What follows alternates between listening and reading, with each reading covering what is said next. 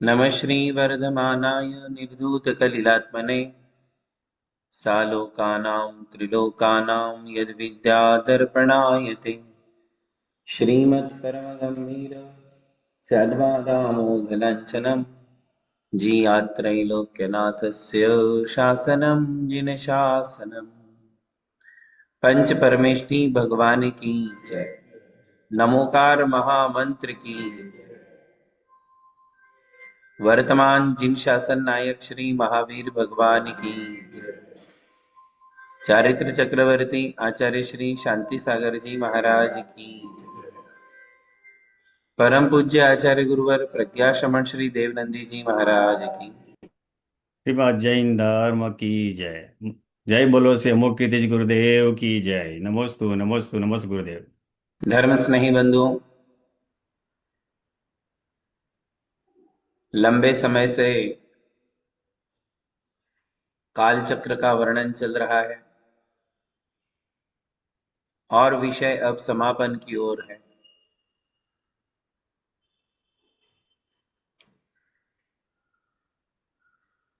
हमने काल चक्र के माध्यम से उत्सर्पिणी और अवसर्पिणी काल का स्वरूप समझा है। तत्पश्चात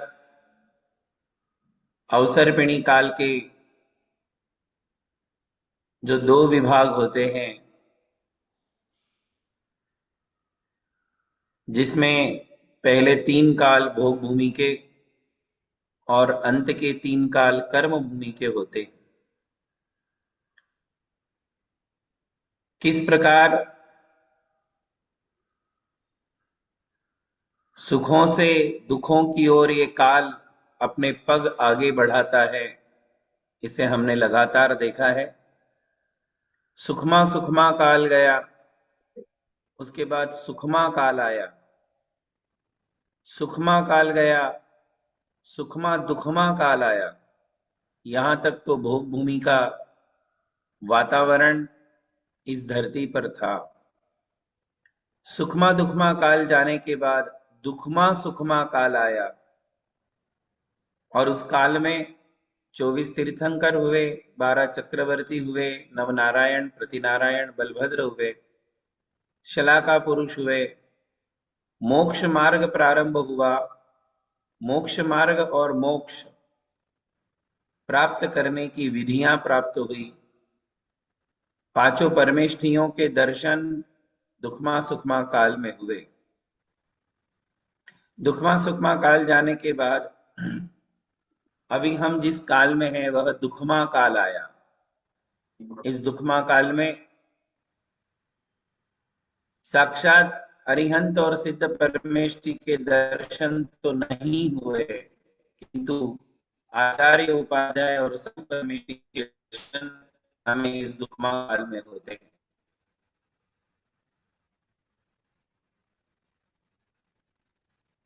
आने वाले छठे काल से वर्तमान का यह पंचम काल बहुत अच्छा है। आज हम सुरक्षित हैं, हमारे पास मर्यादा है, धर्म है, संस्कार है, सामाजिक वातावरण है, सामाजिक मर्यादाएं हैं, शील है, सदाचार है। आज भी इस धरती पर धर्म है, धर्म है और धर्म के संस्कार है।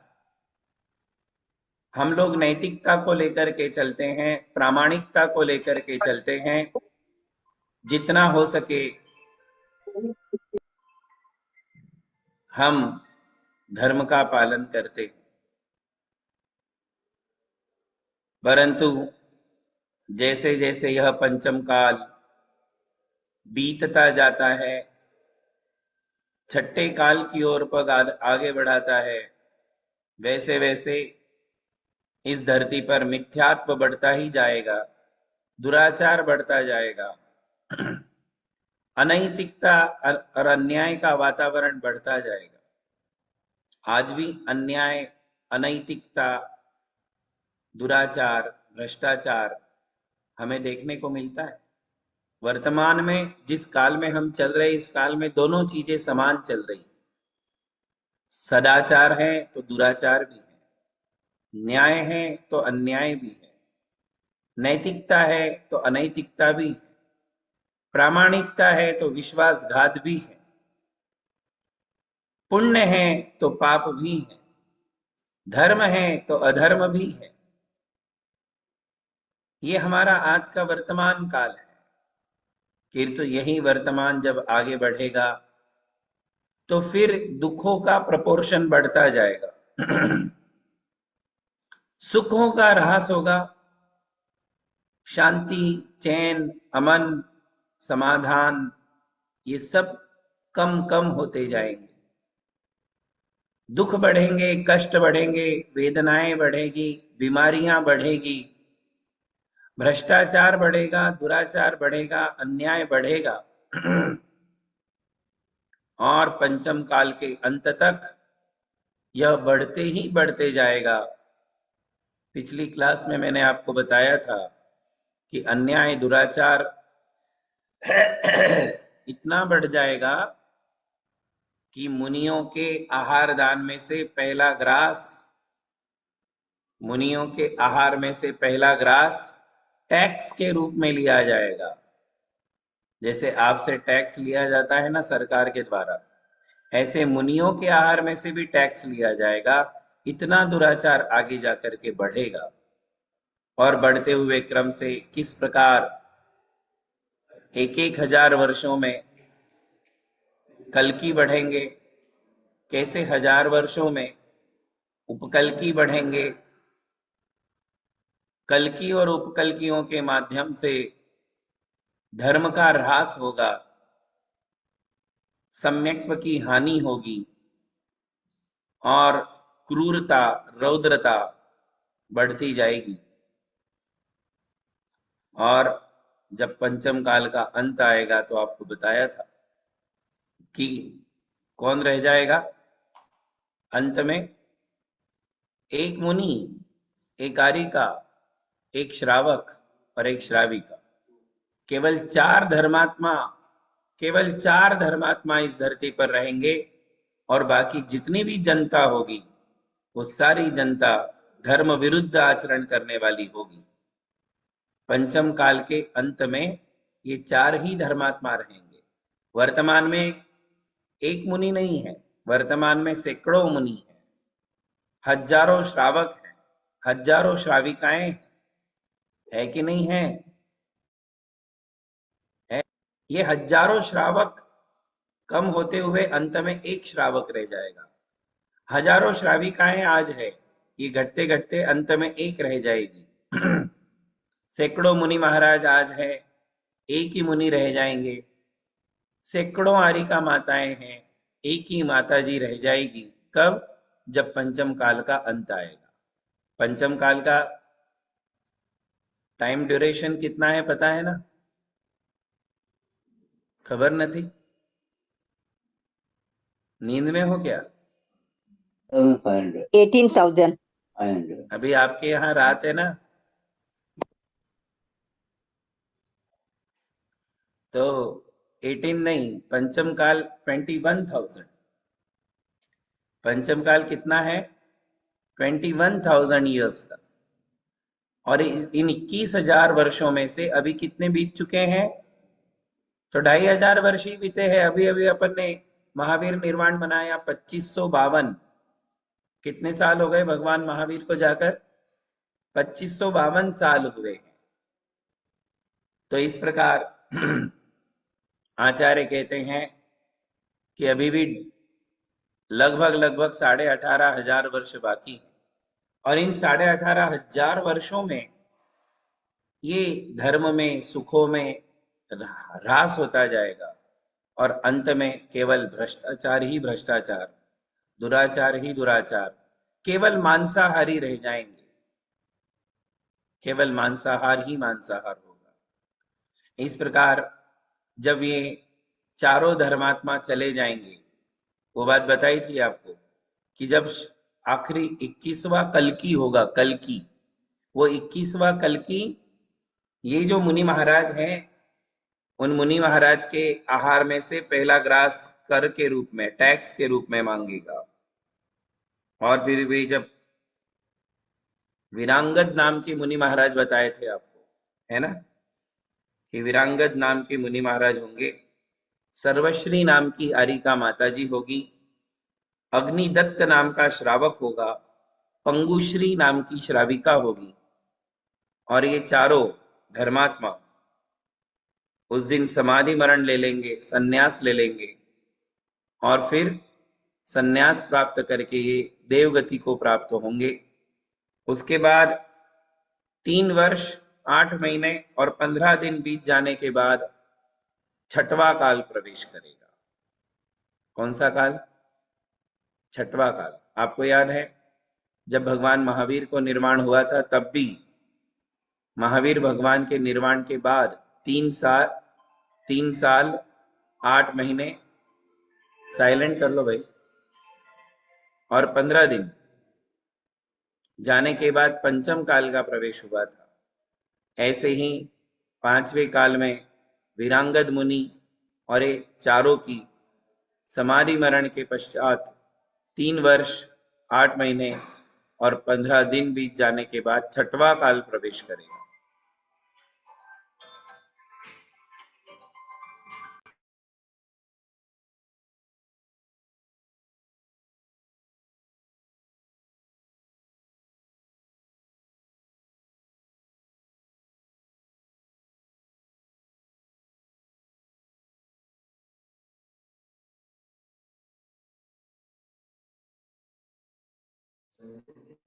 तो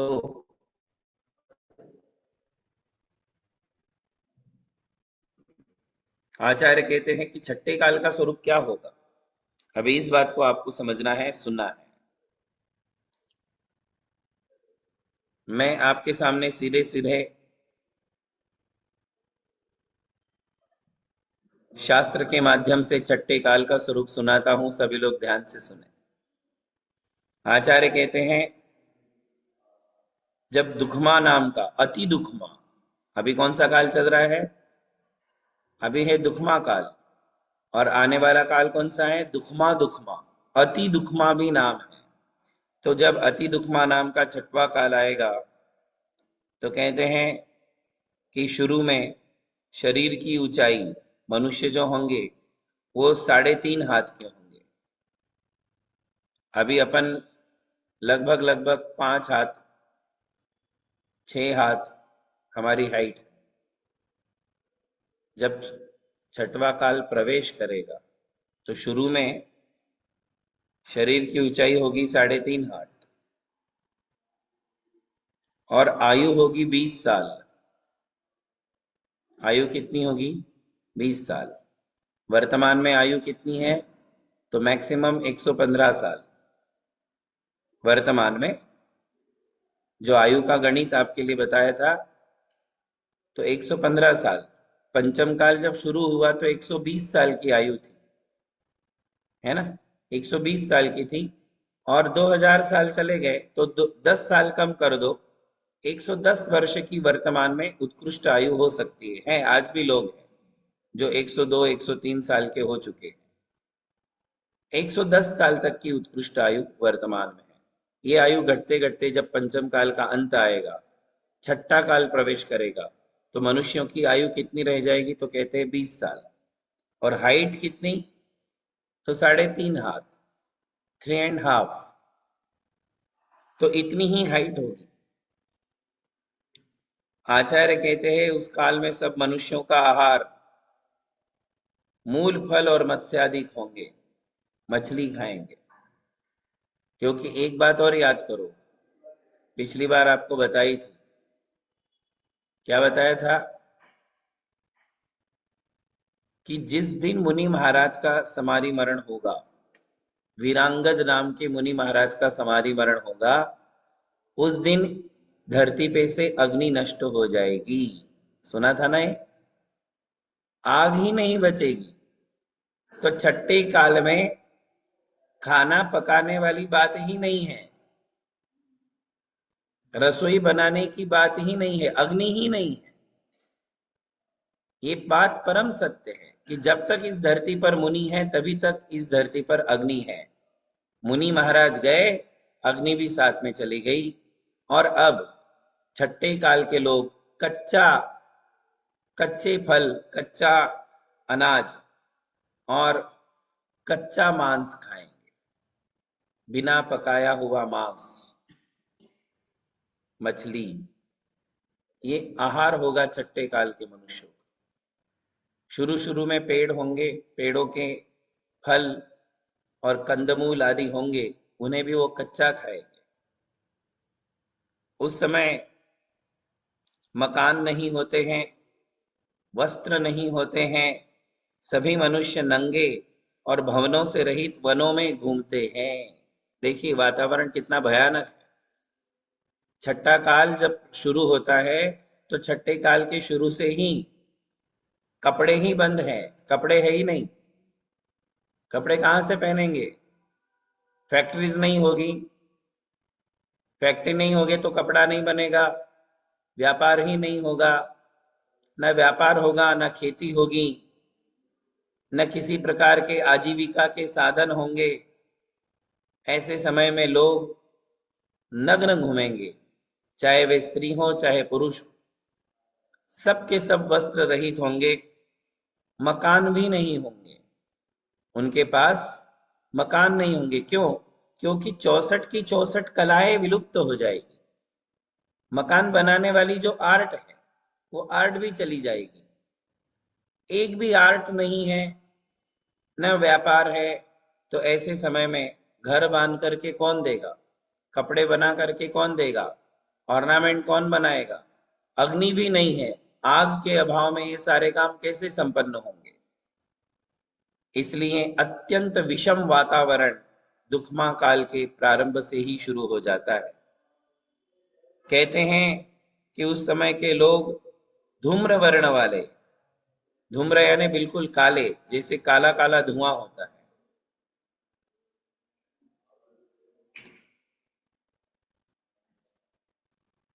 काला धुआं होता है, वैसे ही लोगों के शरीर का रंग होगा। वो धर्म परायण अर्थात पशुओं जैसा आचरण करने वाले लोग होंगे। और कैसे होंगे लोग? सुनो, क्रूर, बहिरे, अंधे, काने, गूंगे, गरीब, क्रोध से परिपूर्ण, दीनहीन, बंदर जैसे रूप वाले। इतनी हिंदी तो समझ में आती होगी ना आपको? आ रही है बात समझ में? हाँ। तो आचार्य कहते हैं बंदर जैसे, मुखड़े, अति म्लेच्छ, हुंडक संस्थान से युक्त, यानी शरीर शरीर में कोई प्रपोर्शन ही नहीं। अभी तो हमारे शरीर में पूरा प्रपोर्शन है। हमारा फोरहेड कितना है, नोज कितनी है, फेस कितना है, प्रपोर्शन में हमारे हाथ है, प्रपोर्शन में हमारे पैर है, हमारी लेंथ, विड्थ, हाइट, ये सब कुछ प्रपोर्शन में। किंतु जब छठे काल का प्रारंभ होगा तो कोई प्रपोर्शन ही नहीं होगा। पशुओं जैसे लोग दिखने लग जाएंगे, सबके चेहरे पशुओं जैसे होंगे। हुंडक संस्थान उसी का नाम। कुबड़े होंगे, बौने शरीर वाले होंगे, नाना प्रकार की बीमारियों से विकल होंगे। एक भी इंसान ऐसा नहीं होगा जो बीमार ना हो, और बीमारी भी कोई साध्य बीमारी नहीं, असाध्य बीमारियां होंगी। और उस समय डॉक्टर्स भी नहीं होंगे, वैद्य भी नहीं होंगे, मेडिकल साइंस भी खत्म हो जाएगी। इसलिए सतत वेदनाओं से विकल, अत्यंत क्रोधी, लोभी, मोही, स्वभाव से ही पापिष्ठ, संबंधियों से रहित, स्वजन, बांधव, धन, पुत्र, कलत्र, मित्रों से विहीन होंगे। एक एक शब्द का अर्थ समझो। कोई रिलेटिव्स नहीं होंगे, स्वजन यानी कोई रिश्तेदार नहीं होंगे, बांधव यानी कोई फ्रेंड्स नहीं होंगे, धन यानी पैसा नहीं होगा, पुत्र कलत्र यानी ना बेटे होंगे ना उनकी पत्नियां होगी, जो जैसे होंगे वैसे ही काम चलाएंगे। पारिवारिक वातावरण जो होता है वो पारिवारिक वातावरण खत्म हो जाएगा। सामाजिक वातावरण जो होता है वह भी खत्म हो जाएगा। न समाज है, न परिवार है, ना घर है, ना कपड़े हैं, 3 हाथ के लोग हैं, शरीर में अत्यंत बीमारियां हैं, काला और बौना शरीर है, कुबड़ा शरीर है, खराब शरीर है, दिखने में बिल्कुल जानवरों के जैसे दिखेंगे, ऐसे छठे काल का प्रारंभ होगा। आचार्य कहते हैं दुर्गंध युक्त शरीर होगा, शरीर से अत्यंत दुर्गंध बहेगी और पूरा शरीर जीव जंतुओं से आच्छन्न होगा। शरीर में बीमारियां इतनी हैं कि अंदर तो जीव जंतु होंगे ही, बाहर से भी उनके शरीरों पे जीव जंतु लटके रहेंगे। इस काल में नरक और तिर्यंच गति से आए हुए जीव ही छठे काल में जन्म लेते हैं और वे मनुष्य मरकर पुनः नरक और तिर्यंच गति में ही जाते हैं। ये एक विशेष बात। छठे काल में कौन पैदा होगा? तो कहते हैं नरक से आया हुआ जीव या तिर्यंच पर्याय से, पशुओं की पर्याय से आए हुए जीव ही छठे काल में जन्म लेते हैं और मरने के बाद वे छठे काल के सभी मनुष्यों में स्त्री पुरुष दोनों को ले लेना, वे सब मर करके पुनः नरक में और तिर्यंच गति में ही जाते हैं, वहीं से आते हैं और वहीं चले जाते हैं।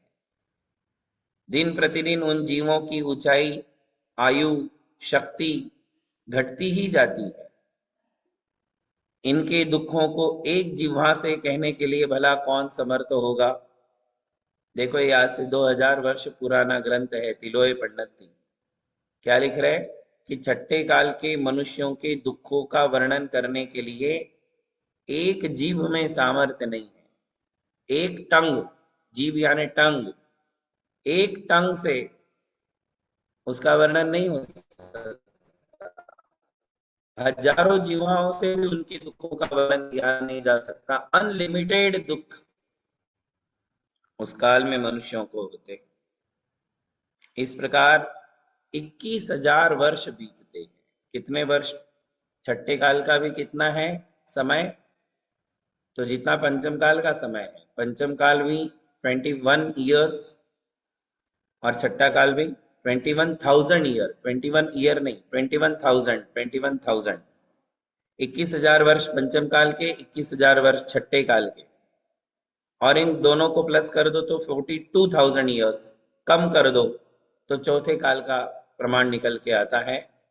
तो ये 21,000 वर्ष ऐसे बीतेंगे और फिर जब 49 डेज बचेंगे छठे काल को खत्म होने में, जब 49 डेज बचेंगे तो क्या होगा? आचार्य कहते हैं उन 49 डेज में 7 विभाग करना, 7 डेज के 7 पार्ट्स करो। ध्यान में आ रही? छठे काल को समाप्त होने में 49 डेज जब बचेंगे तो उन 49 डेज के 7 पार्ट करना, 7 डेज के। उसमें क्या होगा? तो कहते हैं सबसे पहले 7 दिनों में संवर्तक नाम की भीषण वायु बहेगी। वायु, तूफान, क्या बोलते हैं उसको? टाइफून। टाइफून तो बहुत छोटी सी चीज है। एक भीषण तूफान आएगा। और कैसा तूफान होगा? तो कहते हैं कि धरती के ऊपर जितने वृक्ष है, पर्वत है, शिलाएं हैं, मकान हैं, वो सब के सब धराशायी हो जाएंगे। धरती प्लेन हो जाएगी। अभी आपको वर्तमान में धरती के ऊपर जितना कंस्ट्रक्शन दिख रहा है वो सारा कंस्ट्रक्शन खत्म हो जाएगा।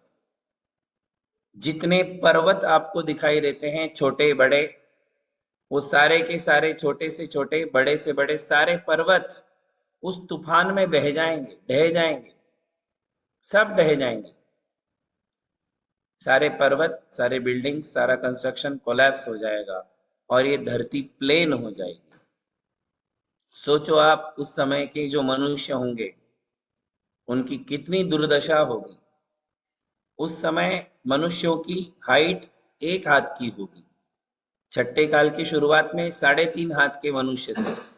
जब छठा काल समाप्त होगा तब मनुष्यों की हाइट 1 हाथ की होगी और उस समय उन्हें ये भीषण दुख सहना पड़ेगा।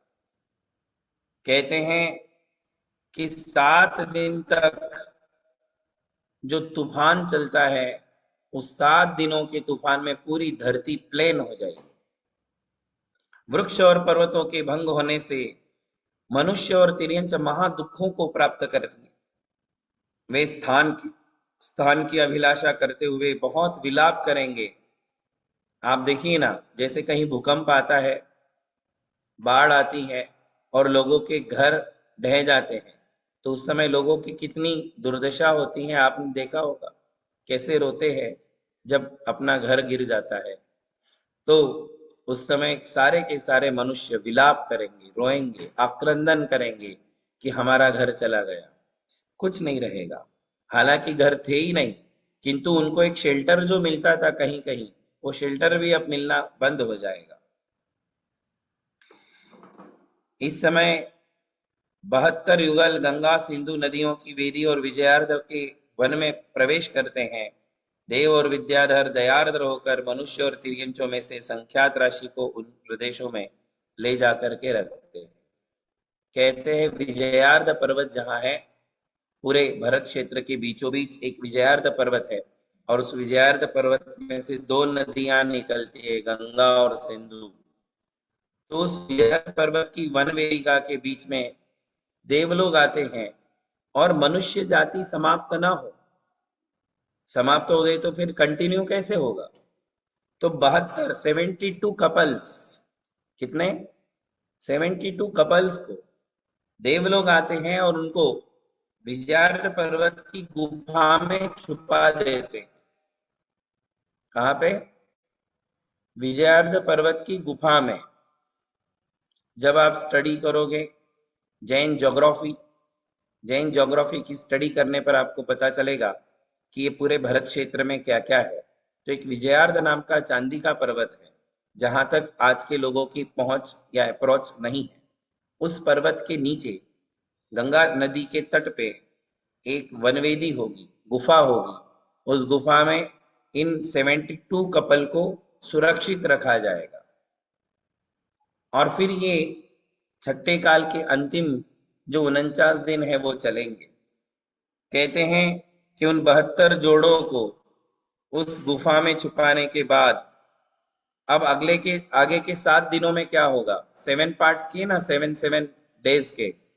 तो अगले 7 दिनों में खारा पानी, खारे पानी की बरसात होगी। खारा पानी बरसाएंगे बादल 7 दिनों तक।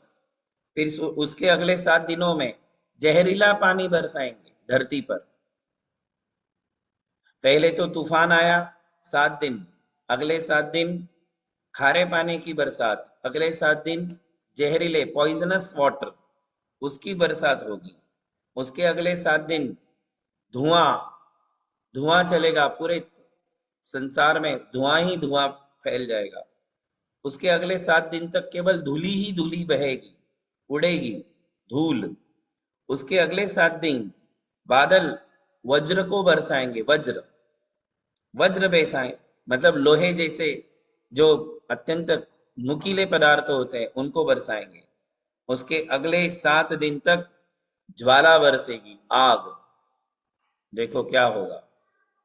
उसके अगले 7 दिन आग बरसेगी धरती पर, और आग जब बरसेगी तो ये जो पृथ्वी है वो 1 योजन तक जल के खाक हो जाएगी। 1 योजन। आचार्य कहते हैं कि 1 योजन तक की धरती उस समय जल करके नष्ट हो जाती है। 1 योजन यानी 12 किलोमीटर। 12 किलोमीटर तक की धरती उस आग में, भीषण ज्वाला में जल करके नष्ट हो जाएगी, और सारा का सारा मलबा बह करके समुद्र में चला जाएगा, धरती साफ सुथरी हो जाएगी। ऐसा ये छठे काल का अंतिम, इसे कहते हैं प्रलय काल। कौन सा काल कहते हैं?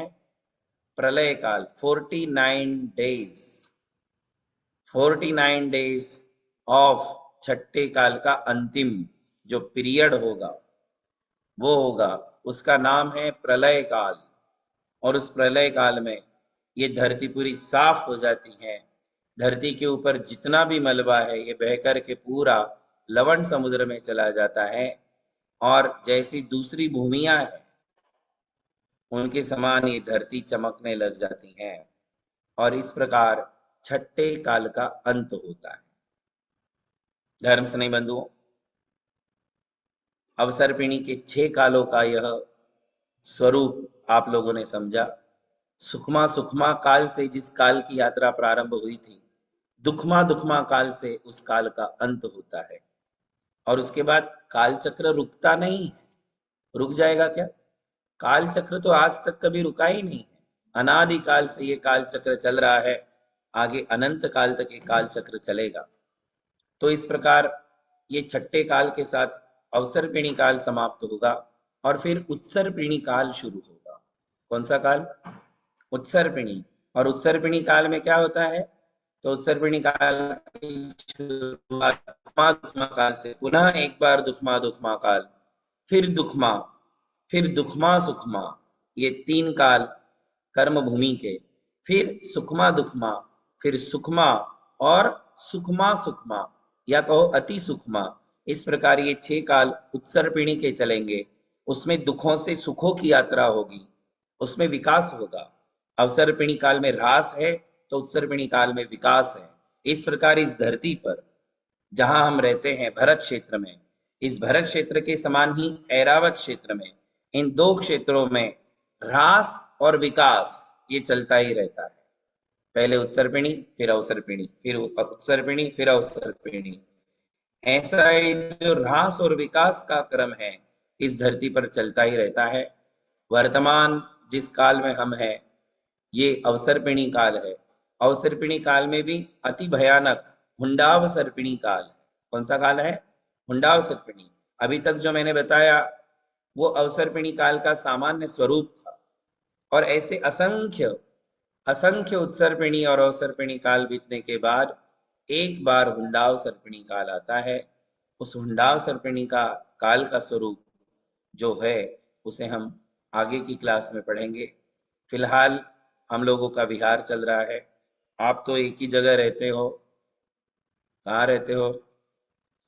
न्यू जर्सी में।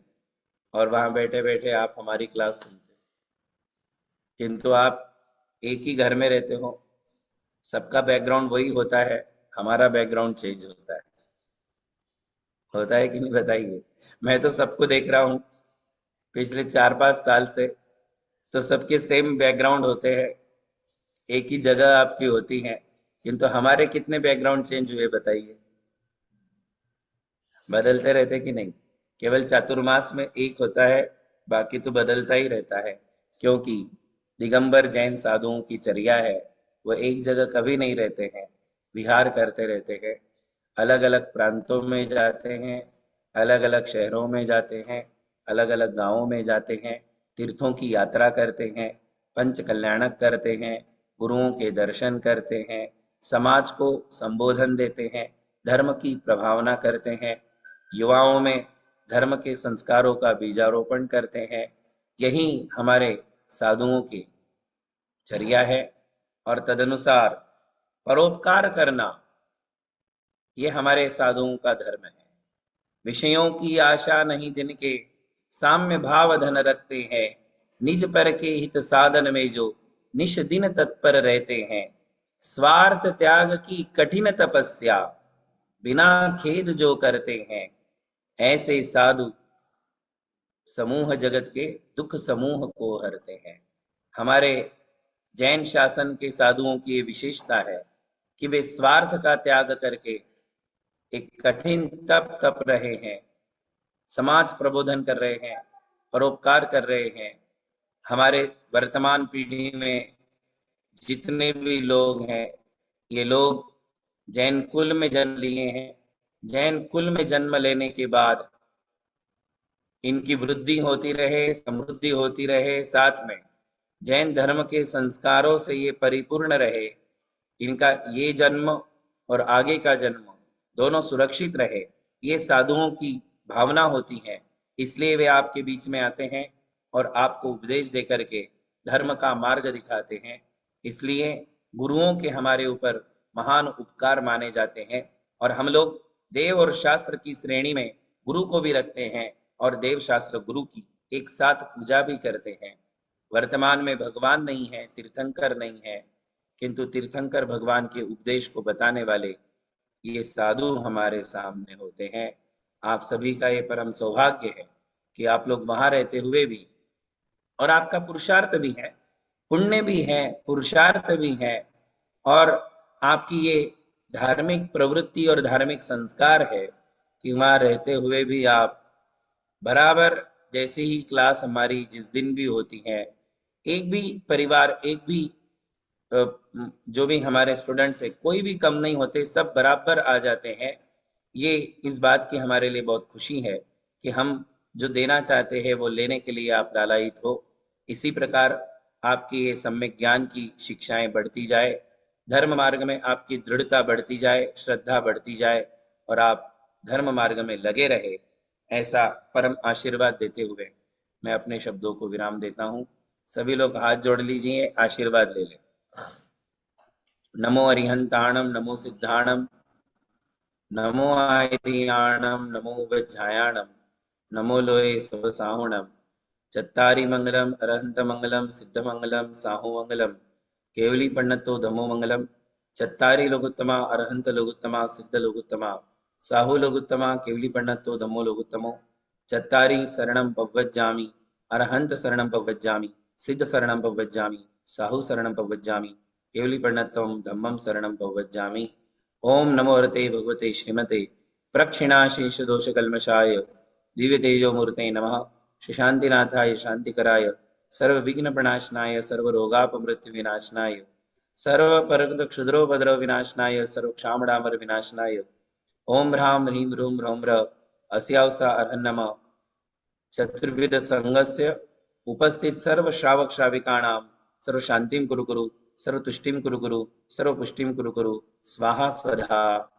कल्याणमस्तु कमलाभिमुखी सदास्तु, दीर्घायुरस्तु कुलगोत्र समृद्धिरस्तु, आरोग्यमस्तु अभिमतार्थ फलाप्तिरस्तु, भद्रम तवास्तु जिन पुंगव भक्तिरस्तु। सभी के लिए बहुत बहुत आशीर्वाद। नमोस्तु नमोस्तु नमोस्तु गुरुदेव। परम पूज्य धर्म दिवाकर आत्मा प्रवाह मुनि से अमोक कीर्ति जी गुरुदेव की जय हो, जय हो, जय हो। नमोस्तु नमोस्तु नमोस्तु गुरुदेव।